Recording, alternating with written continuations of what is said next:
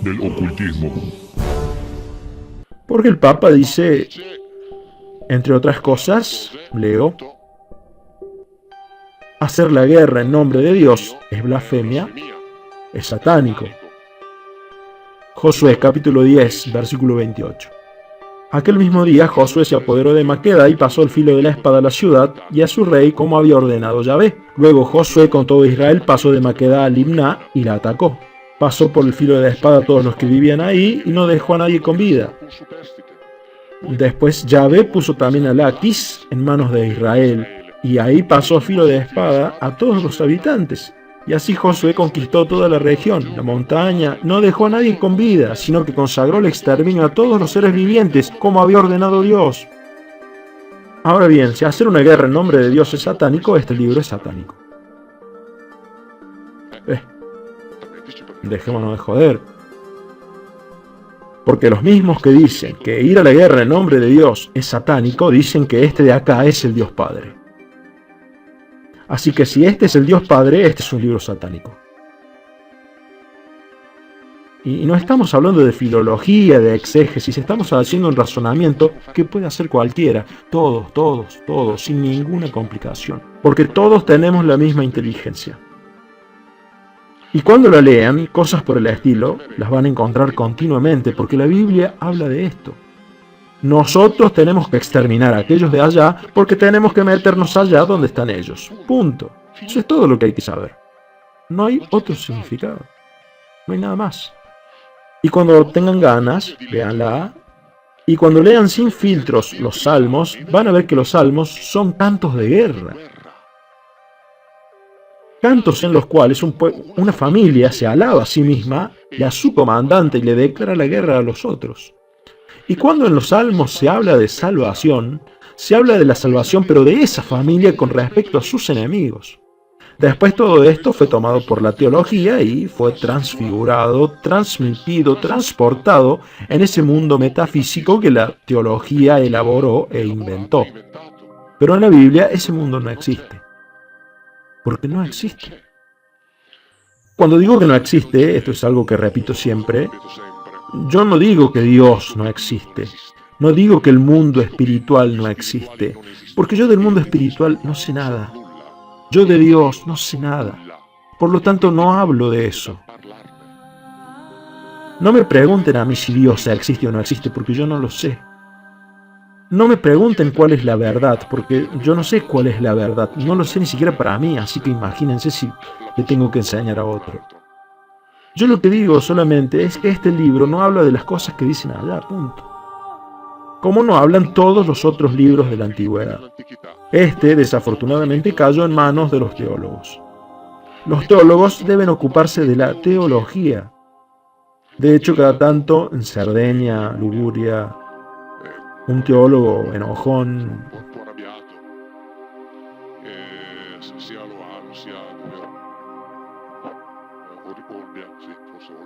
¿en qué estaba? Dijo, este tipo habla boludeces. Porque yo estudié teología, bueno, por eso. Él estudió teología. Yo en lugar de eso estudié la Biblia. Que con la teología no tiene nada que ver. Y eso es todo.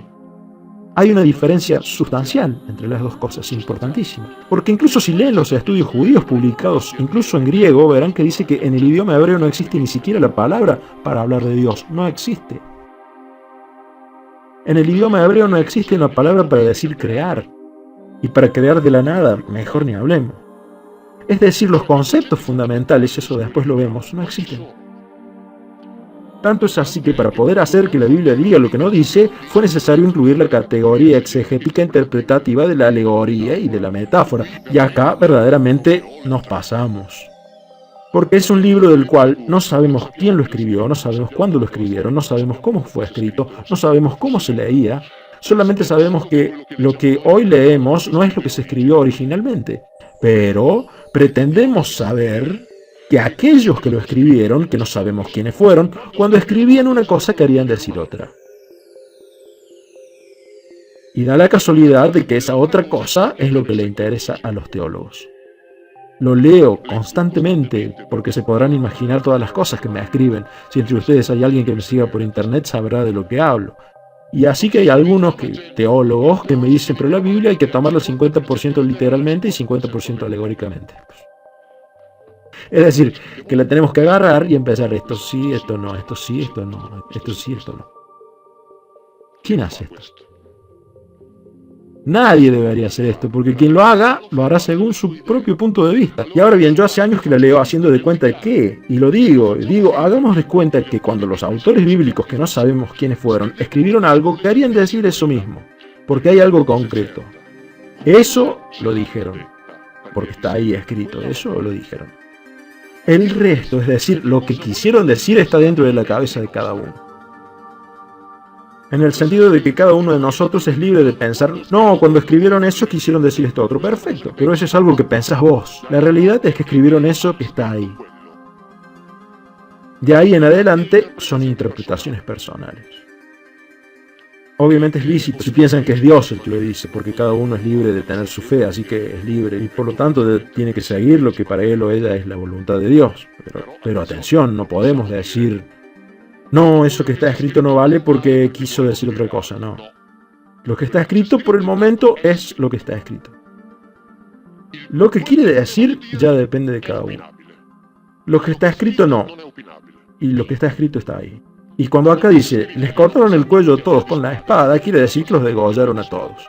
Y cuando lo lean descubrirán también que cuando tenían que destruir a alguna de estas familias, el rey Saúl, que es el que destruye, digámoslo así, el pueblo de los amalecitas, era hijo, descendiente del hermano gemelo de Jacob, es decir, que no era un enemigo, no, era el hermano gemelo de Jacob.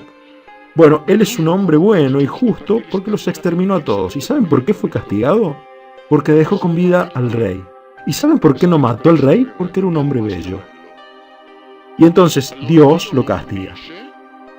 Porque se atrevió a dejar con vida a uno. Esta es la moral de la Biblia, O sea que si Dios te ordena que mates a todos, empezando por las mujeres y los niños, vos sos un hombre bueno y justo si los matás a todos. Si te atreves a dejar uno solo con vida, dejas de ser rey, porque Dios te castiga por haberle perdonado la vida a uno. Lean la Biblia. No den por seguras las cosas que yo digo, léanla. Cuando el Papa dice, y esto no lo dice solamente el Papa, sino que lo repiten todos los demás, porque el amor de Dios y la misericordia de Dios son eternas, Salmos 103:17. Esto es algo que se repite está en los Salmos, en los Salmos. Salmo 136. Esta frase de acá, porque es eterno su amor, se repite un montón de veces en el Salmo 136. Pero resulta que en las Pascuas, el Papa, enfrente de su pueblo, dice que la misericordia de Dios es eterna. Por si no saben, él escribió un libro que se llama El nombre de Dios es misericordia. Entre otras cosas, cuando lean la Biblia, cuando encuentren la misericordia de Dios, por favor, muéstrenmela. Pero tiene que ser cierto, tiene que decirlo.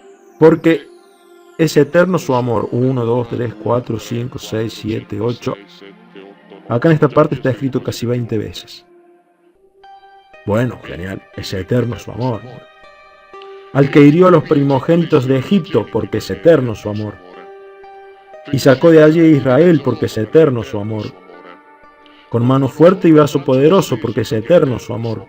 Y hundió en el mar rojo al faraón con sus tropas, porque es eterno su amor. Al que derrotó a reyes poderosos, porque es eterno su amor. Y dio muerte a reyes temibles, porque es eterno su amor. Al que dio sus territorios en herencia, porque es eterno su amor. En herencia a Israel su servidor, porque es eterno su amor.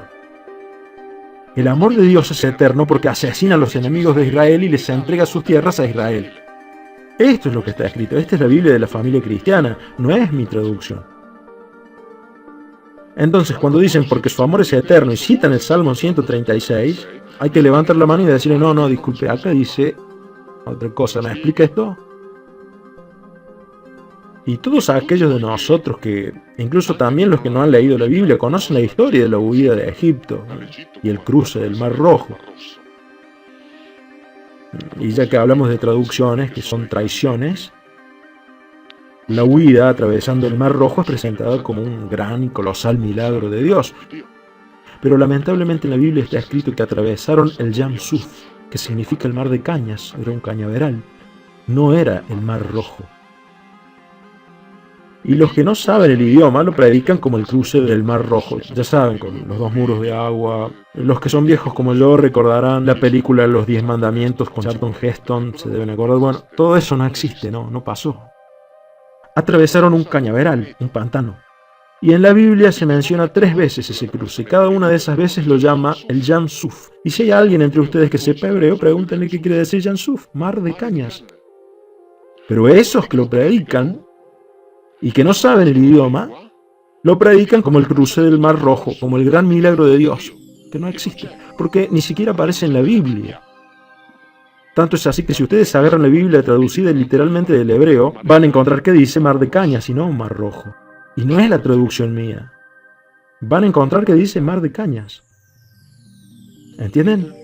Así que, cuando se habla de estas cosas de acá, se habla precisamente de una estructura que predica la Biblia basándose en este tipo de, digámoslo así, traducciones.